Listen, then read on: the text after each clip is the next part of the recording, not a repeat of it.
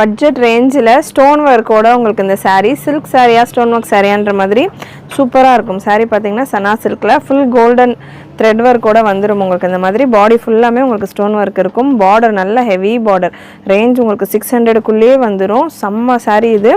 பார்டர்ஸுமே நல்ல ப்ராடான பார்டர், பல்லுவும் நல்ல ரிச் பல்லு அண்ட் சூப்பராக ஃபுல் பாடி ஃபுல்லாமே உங்களுக்கு இந்த பூட்டா வந்துடும். ஜஸ்ட் பல்லுவில் மட்டும் இல்லாமல் ஃபுல் பாடி பூட்டா அண்ட் ப்ளவுஸுமே உங்களுக்கு நல்ல ஹெவி ஒர்க்கோட ப்ளவுஸ் இருக்கும்.